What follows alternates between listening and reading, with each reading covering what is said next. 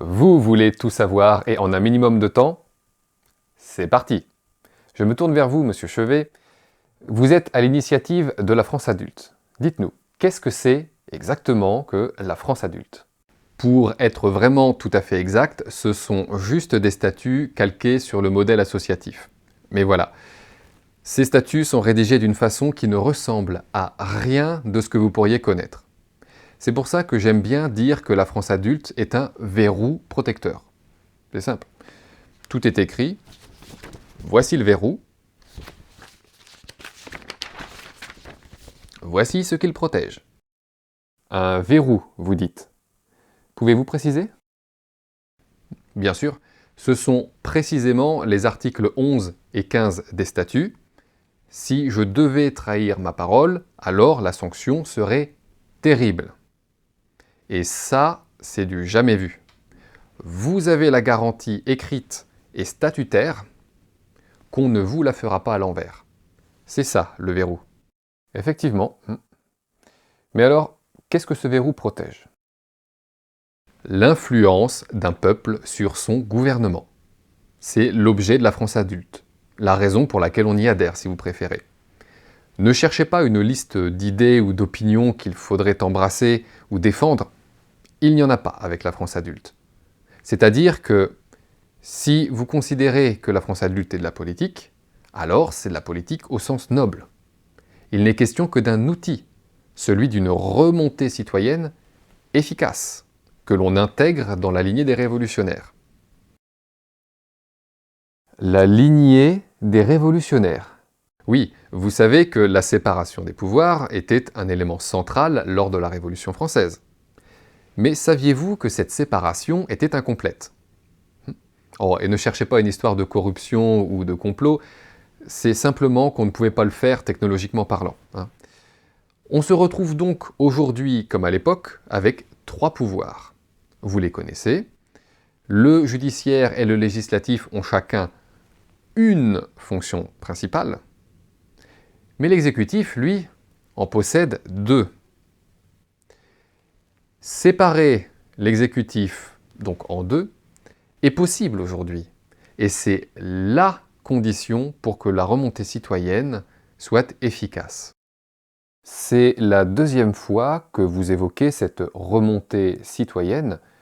De quoi s'agit-il au juste?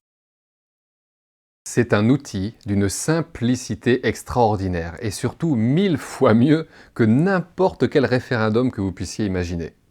C'est une interface, si vous préférez, et ça rend l'État facilement accessible à tous les citoyens par un jeu de remontée et de tri progressif qui s'arrête au niveau compétent, que ce soit pour émettre une idée, faire une demande ou obtenir une réponse à une question.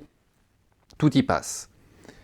Le plus fort, c'est que derrière sa simplicité d'utilisation se cache en fait une architecture prodigieuse qui oblige une retombée étudiée et cohérente de la part de l'État. D'où remontée citoyenne efficace. D'accord, mais concrètement, imaginons que je veuille utiliser la remontée citoyenne. Je fais quoi? Vous savez utiliser Internet? Oui, tout à fait. Alors vous n'avez qu'à vous rendre sur la page Internet dédiée et y formuler votre requête parmi les 7 formes existantes. Votre requête est ainsi transmise localement à une personne, un être humain, qui est chargé de l'aiguillage. Et si vous n'étiez pas à l'aise avec Internet ou même avec l'informatique en général, alors c'est simple, il suffirait de vous rendre directement auprès de la personne à l'aiguillage. Vous voulez dire qu'il faut embaucher quelqu'un dans chaque commune? Mais attendez, combien ça va coûter ça? Sur ce point, vous avez le choix. Soit vous considérez que la remontée citoyenne aurait dû faire partie de notre République depuis le début. Auquel cas, ça fait déjà 2 siècles qu'on économise.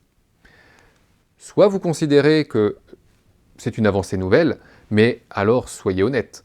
Veillez bien à prendre en compte les économies résultant des innombrables améliorations que la remontée citoyenne permettra, et dans tous les secteurs. Enfin, même sans ça, rassurez-vous, d'après les calculs que j'ai faits en amont, ça passe. Mais je vais faire comme tout le monde, je vais attendre que des experts vraiment compétents en finance se penchent sur la question, plutôt que de parler pour rien. Ce sera plus sûr. Ok. Et comment on adhère? De façon classique, par Internet ou par courrier. C'est simple. Pour adhérer, il suffit de donner une fois seulement, entre 1 et 100 euros. C'est libre, accompagné de quelques renseignements de contact. Celles et ceux qui voudraient aller plus loin peuvent en plus cotiser annuellement. C'est pareil, ce n'est pas obligatoire. Et il y a évidemment toujours la possibilité de faire des dons ponctuels ou réguliers, ça c'est évident. Retenez que vous donnez votre argent pour que ça fonctionne. Plus il y aura d'adhérents, plus les tests seront concluants. Très bien, alors, je récapitule. On a une remontée citoyenne simple comme bonjour. Une séparation des pouvoirs pour la rendre possible. Et des adhérents pour tester la faisabilité en amont. Ok. Et après? Après, mais il n'y a pas de... Je vais vous redonner les étapes dans l'ordre. Aujourd'hui, à la date à laquelle est enregistrée cette interview, nous en sommes à l'étape 1. Étape durant laquelle il faut voir la France adulte comme une immense pétition. Vous voulez un gouvernement en adéquation avec la population, vous adhérez. Étape 1. Ensuite, soit il n'y a pas assez d'adhérents, auquel cas on arrête tout et on vous rend l'argent qu'aura accumulé la France adulte. Soit il y a les quelques dizaines de milliers d'adhérents nécessaires, auquel cas on passe à l'étape 2. Étape durant laquelle il faudra voir la France adulte comme l'architecte de la remontée citoyenne. C'est là qu'on va matérialiser et donner vie à l'outil en question. Enfin, l'étape 3, l'étape terminale durant laquelle la France adulte va rendre tout ceci efficace. Le but sera de vérifier la faisabilité à l'échelle nationale et d'intégrer l'outil dans les institutions pour être sûr que les retombées correctes fassent suite aux remontées exprimées. Et à partir de là, à partir de cette étape terminale, il y a 2 cas de figure. Soit ce n'est pas faisable, et alors vous connaissez la chanson, l'argent est rendu, et puis terminé. Soit c'est faisable, et alors là, victoire. Victoire de la démocratie, victoire de la République.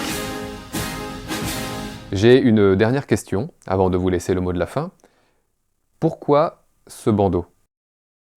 Rien de bien grave. Je me suis seulement abîmé les rétines il y a quelques années, et même si c'est mieux aujourd'hui, l'œil droit n'a pas encore complètement récupéré, donc je le protège de la lumière, c'est tout simplement. C'est fou ça, il m'est arrivé exactement la même chose. Comme quoi, faut se méfier du soleil. En tout cas, Monsieur Chevet, je vous remercie pour toutes vos réponses. Je vous laisse donc conclure cet entretien. N'hésitez pas à vous adresser à nos auditeurs, la caméra est juste là. Quant à vous, portez-vous bien. Je tiens à souligner qu'à l'heure actuelle, toute personne qui s'est penchée sérieusement sur le projet y a adhéré, qu'elle soit de droite, de gauche, capitaliste, défenseur de la décroissance ou apolitique. Ça veut dire que ce projet a la réelle capacité de réunir tous les citoyens, quelle que soit la classe sociale. Cependant, ne croyez pas qu'il suffise de se tourner les pouces maintenant qu'on a découvert la solution. Ne pensez pas que tout va changer comme par magie. Rien, je dis bien rien, ne se passera tant que vous n'aurez pas fait le premier mouvement. Alors, rejoignez-vous et venez prêter main forte à la France adulte.